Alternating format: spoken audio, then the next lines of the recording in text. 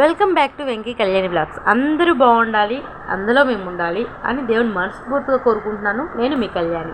ఇక వీడియోలోకి వెళ్ళిపోతే పెద్దన్నయ్య పెద్ద వదిన ఇద్దరు పిల్లలు వచ్చారు. ఇక వాళ్ళిద్దరిని తీసుకొని మేమిద్దరం పిల్లల్ని కూడా తీసుకొని విజయవాడ కనకదుర్గమ్మ టెంపుల్కి అయితే వెళ్ళిపోతూ ఉన్నామన్నమాట. ఆ రోజు గురువారం అయితే ఫ్రైడే వెళ్ళాలి, కానీ అన్నయ్య వాళ్ళు మేము రేపు వెళ్ళిపోవాలమ్మా, ఈరోజే ఖచ్చితంగా గుడికి వెళ్ళాలి అని చెప్పి అంటే ఇంకా ఆ రోజే ఇంకా వెంకీ ఏమో తీసుకెళ్తున్నారనమాట దగ్గరుండి. ఇక అలా గుడి దగ్గరికి కింద కృష్ణా నది ఉంది కదా, అక్కడికి వచ్చేసాం. అక్కడ స్నానాలు ముందు చేసేసి ఫ్రెష్ అప్ అయిపోయి అప్పుడు టెంపుల్కి వెళ్దాంలే అనుకున్నాం. ఇంటి దగ్గరే చేయొచ్చు, దగ్గరే కాబట్టి. అయితే మాకు వాటర్ ప్రాబ్లం కదా కొండ మీద, దాంతో ఏంటంటే ఇంటికాడ చేయకుండా ఇంకా కృష్ణానది దగ్గరికి వచ్చి ఇక్కడ స్నానం చేస్తాం. అయినా అమ్మవారి దగ్గరికి వెళ్ళేటప్పుడు కింద కృష్ణమ్మ గారిని కూడా పలకరించి పైకి వెళ్తే చాలా బాగుంటుందని ఒక చిన్న నమ్మకం అనమాట. ఎన్నో పద్ధతులు పాటింపులు అన్నీ ఉన్నా సరే వాటి గురించి తెలియనప్పుడు మనకి తెలిసిన కొన్ని అయినా పాటిస్తే బెటర్ అనేది నా ఉద్దేశం.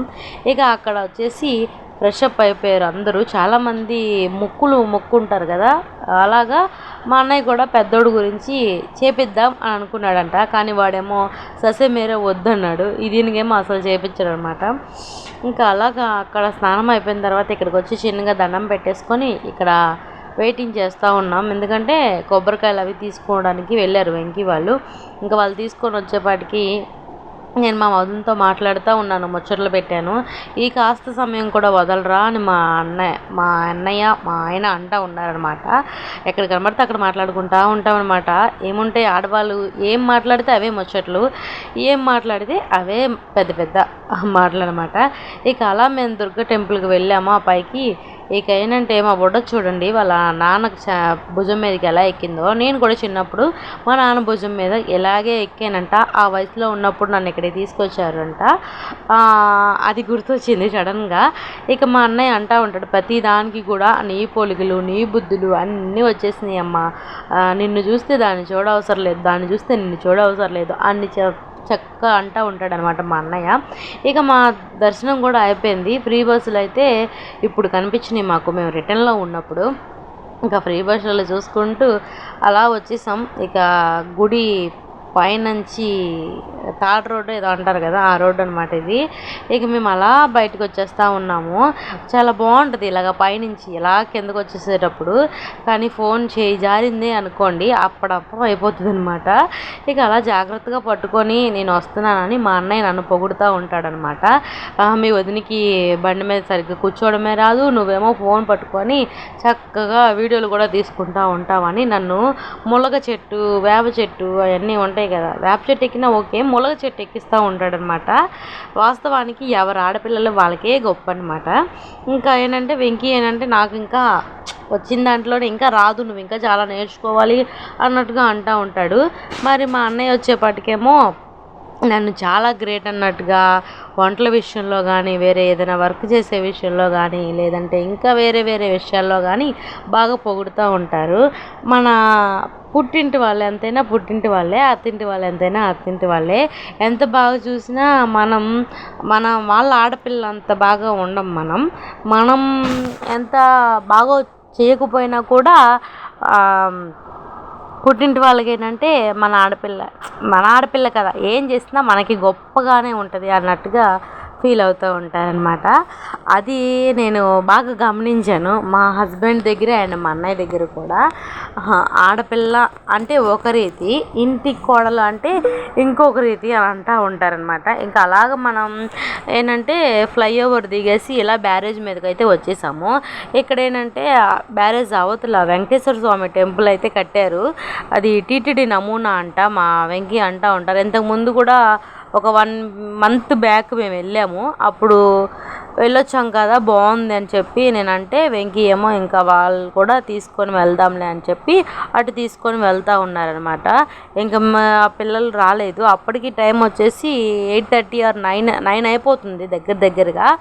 ఆ 9 కల్లా ఏంటంటే ఇంక ఎదురుగా సంబరం వచ్చినా కూడా ఆగకుండా అప్పటికి లేట్ అయిపోతుంది. ఇంకా మనం బ్రేక్ఫాస్ట్ అయి చేయాలి. పిల్లలు చిన్నపిల్లలు, ఎండ ఎక్కువైపోతుంది, ఎండాకాలం తొందరగా వెళ్ళిపోవాలి వెళ్ళిపోవాలి మనం అని చెప్పి వెంకీ బాగా కంగారు పెట్టేసి ఫాస్ట్గా తీసుకెళ్ళిపోతూ ఉన్నారు. అది కాక ఆ రోజు మళ్ళీ గుడికి వెళ్ళి వచ్చేసిన తర్వాత ఇంటికాడ ఆఫ్టర్నూన్ లంచ్ అవన్నీ ప్రిపేర్ చేసుకోవాలి. ఇంటికి వెళ్ళిన తర్వాత ఇంకా మా గురించి ఆలోచించి చెప్పారనమాట. మళ్ళీ మీరు 10 కల్లా మనము అయిపోతే దర్శనం అన్నీ అయిపోతే ఇంటికి వెళ్ళేపాటికి 11 అలా అవుతుంది. 11 కల్లా మీరు మొదలు పెడితే మీకు 2-2:30 కల్లా వంట అయిపోతుంది.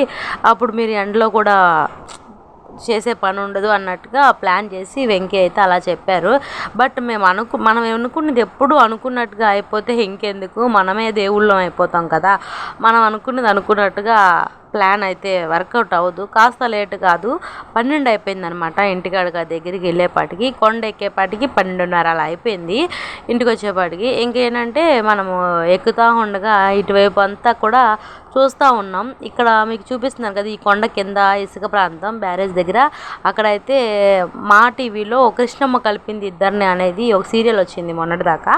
ఆ సీరియల్ అదంతా కూడా అక్కడే తీశారు. సీరియల్ అంతా కాదు, స్టార్టింగ్లో ఒక 3-4 బిట్ల దాకా 3 ఎపిసోడ్స్ అనమాట తీశారు అక్కడ. చాలా బాగుందిలే, అదంతా షేర్ చేసుకుందాం అని చెప్పి చిన్న వీడియో షూట్ చేశాను. అక్కడి నుంచి ఇటువైపు వెంకటపాలెం వెళ్తున్నాం అనమాట. వెంకటపాలెం వెళ్ళే దారంతా కూడా ఒక పల్లెటూరు వాతావరణం అనేది కనిపిస్తూ ఉంటుంది. నాకైతే చాలా నచ్చింది. మీకు ఇంతకుముందు చాలా వీడియోలో చెప్పే ఉంటాను, పల్లెటూరు వాతావరణం అంటే ఎందుకో చాలా ఇష్టం నాకు, పల్లెటూరులోనే ఉండాలనిపిస్తూ ఉంటుంది అని కూడా అన్నాను కదా. ఇక అటువైపు ఇటువైపు చక్కగా పొలాలు ఉంటాయి, మధ్యలో రోడ్డు, అలా వెళ్తూ ఉంటే భలే హ్యాపీగా అనిపిస్తూ ఉంటుంది. ఇక ఇక్కడ కొంచెం దూరంలో ఏంటంటే మంతెన సత్యనారాయణ గారి ఆశ్రమం అనేది ఉంది. అక్కడికి వెళ్ళేప్పటికీ చెప్పు అని చెప్పి అంటే వెంకీ ఏమో అక్కడికి వచ్చామని చెప్పి కాస్త స్లో చేశారనమాట. ఇక చాలా బాగుంటుంది ఆశ్రమం అంతా కూడా, చాలా పెద్దదనమాట. దగ్గరగా ఒక 30-40 ఫ్లాట్స్ ఉంటాయి అనుకుంటా బహుశా. ఇక్కడ వచ్చేసి మంత్కి వచ్చేసి 1 పర్సన్కి 30,000 అంట. పేషెంట్ ఎలాంటి పొజిషన్లో ఉన్నా సరే కూడా వాళ్ళు మంచిగా ట్రీట్ చేస్తారంట. మొత్తం కూడా అంటే వెజిటేబుల్సే అయ్యే చేపిస్తారంట. యోగా ప్రతిదీ, బెడ్ ఫుడ్ అన్నీ కలిపి ఒక మనిషికి 30,000 అంట. వాళ్ళ దగ్గర అటెండెంట్ ఉంటే వాళ్ళకు కూడా 30,000 అంట. చాలా బాగుంది కదా. కాకపోతే మనీ ఎక్కువ అయిందని చెప్పి లోపలికి వెళ్ళి చూసే అవకాశం కూడా ఉంటుందో లేదోలే, బయట నుంచే చూద్దాంలే అనుకొని చెప్పి ఇక్కడ బయట నించొని అంటే వీడియో తీస్తూ స్లోగా వచ్చేస్తున్నాం అనమాట. ఇక ఆ తర్వాత అది కొంచెం దాటిన తర్వాత వెంకీ ఇంకా ఫాస్ట్ చేసేస్తూ ఉంటారు. పోలీసులు కూడా భలే కాపలా ఉన్నారు. ఇక ఏంటంటే ఫ్యూచర్లో ఇక్కడికి రాగలుగుతామా, వస్తే బాగుంటుంది అని ఒక చిన్న ప్లానింగ్లు వేసుకుంటూ ఇలా వచ్చేసాం. ఇక చూడండి మా రాక్షసి నన్ను ఎక్కిరిస్తూ ఉందనమాట, వీడియో తీస్తున్నానని చెప్పి. నేను కూడా దాన్ని ఎక్కిరిస్తూ ఉన్నానని ఇంకాస్త ఎక్కువ చేస్తూ ఉంది. అన్నయ్య అమ్మ నవ్వుకుంటూ ఉన్నాడు. ఇద్దరం ఆడపిల్లలమే కదా, అటేమో కూతురు ఇటేమో చెల్లెలు. ఇక ఇద్దరిని ఏం అనలేక సైలెంట్గా నవ్వుకుంటూ ఉన్నాడు. ఇక చూడండి మనం వెంకటేశ్వర స్వామి టెంపుల్కి దగ్గరలో వచ్చేసాం. కొత్తగా కడుతున్నారు, ఇంకా చాలా వరకు గుడి అయితే పూర్తి అయిపోయింది కానీ బయట ఇంకా చాలా కడతా ఉన్నారనమాట. ఇంకా బాగా డెవలప్ అయితే చాలా బాగుంటుంది. నాకు తెలిసి ఆ తిరుపతి నమూనా అన్నారు కదా, సేమ్ తిరుపతి లాగా బాగా పాపులర్ అయిపోతుందని అనుకుంటున్నాను. పబ్లిసిటీ అయితే లేదు ఇప్పుడు దాకా కూడా. అయితే వీడియోస్ కూడా తీయనివ్వట్లేదు, అంటే లోపల ఫొటోస్ కూడా ఎక్కువగా దిగనివ్వట్లేదు అనమాట. బయట గజస్తంభం ఉంది చూసారా, అక్కడైతే దిగనేస్తున్నారు కానీ ఆ లోపల అయితే దిగనివ్వట్లేదు. ఇక గుడి మొత్తం కూడా ఇలా ఉంది.